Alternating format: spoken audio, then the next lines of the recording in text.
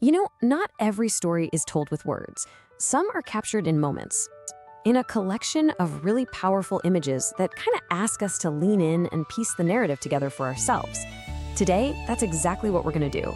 We're going on a journey through one such story, exploring a world seen through a single enduring gaze.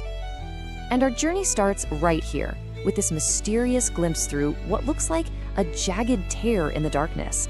We can see a face, almost sculpted from stone, looking out from another time, framed by these ancient-looking roots. You have to wonder, right? What is this place? What is this face seen? This one frame really sets the stage for our whole exploration, this search for meaning in the spaces between the light and the shadow. So that brings us to our first section, a world of fragments. Our journey really begins by looking at a world that seems to be shown to us in pieces, in bits and fragments, that are just holding these hidden stories. So what are we even looking at here? Are they pieces of broken pottery? Maybe fragments of old stone? They almost look like ancient, forgotten maps? Or maybe the profiles of two faces turned away from each other. The image just forces you to project your own meaning onto them, to start doing the work of piecing this world together from its most basic foundations. Okay, section 2, Faces of Human Hardship. So, from those abstract fragments, the story now grounds itself in something deeply and, universally human. We're zooming in on the faces that populate this world, looking for that human element. Just look at the quiet weight in this man's posture. He's framed by these harsh, angular lines of some structure, but your focus is drawn entirely to his personal, solitary moment. The lines on his skin, the weariness you can almost feel in his hands, they tell a story of a long life, of struggle, and of a really profound, unspoken dignity. And then there's this. This is the core of human experience, isn't it? In this stark, almost barren setting, with nothing more than a concrete floor and a big bin nearby, we find this incredible moment of tenderness. A mother and child just folded into one another, finding comfort and safety. It's such a powerful reminder that even when everything else is stripped away, this connection, it endures. On to section 3, the scars of time. But this human story, it isn't happening in a vacuum. Let's pull the camera back a bit and look at the environment these people are in. A world that's marked by the very visible scars of time and decay. Now here's a really powerful comparison. On the left, you've got the rusted, broken skeleton of a boat being swallowed by all this green vegetation, a forgotten relic. And then, on the right, a young boy stands on a shore that's just choked with weeds, and he's looking out at a horizon filled with more boats, some derelict, some still working. It draws a direct line from the decay of the past to the really challenging reality this new generation is inheriting.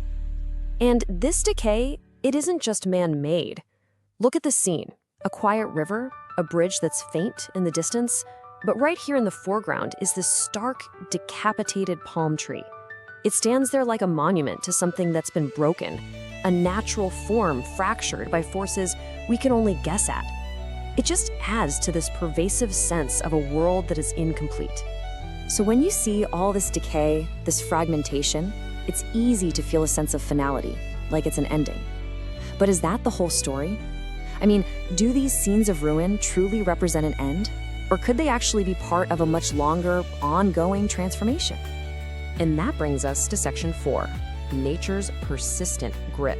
Because while all those man-made structures are crumbling, there is another force at work here, a force with a relentless, persistent grip. I mean, just feel the raw power in this image. This is not just a tree trunk, it's like the muscular arm of the earth itself. The gnarled, twisted bark tells a story of centuries, of survival through countless seasons. There's this undeniable sense of ancient strength here, of something that has endured and will, for sure, continue to endure. And if that last image was all about stoic strength, this is about a chaotic, unstoppable life force, a tangled, almost frantic web of roots digging into the earth, holding on with this desperate, powerful grip. This isn't passive survival, it's an active, relentless fight for life that stands in such stark contrast to those decaying boats we saw earlier. And that brings us to our final section, section 5, Finding Hope in Ruin. So we've seen decay, and we've seen the powerful persistence of nature. In this last part, the images bring these ideas together, asking us to look for small, beautiful signs of meaning right in the middle of all the ruin. So, consider this image, a simple coconut shell, totally isolated against an almost pure black background, with this delicate wisp of smoke rising from it. It feels sacred. Is it incense, an offering? We don't really know, but it suggests a quiet ritual, a moment of human purpose that brings some kind of meaning to the darkness. And here we go again, emerging from the shadows. We find this small, carved figure. It's a piece of art, a cultural artifact.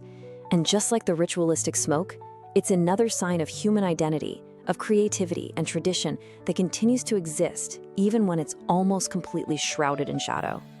And here, the core message of our journey just comes into sharp focus.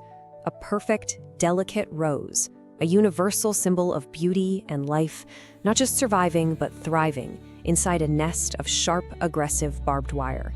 It's the ultimate metaphor for resilience, for the persistence of grace in what looks like the harshest environment imaginable. So we end here.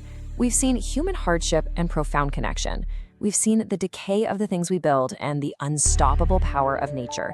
And we've seen these incredible symbols of hope blooming in the most unlikely places.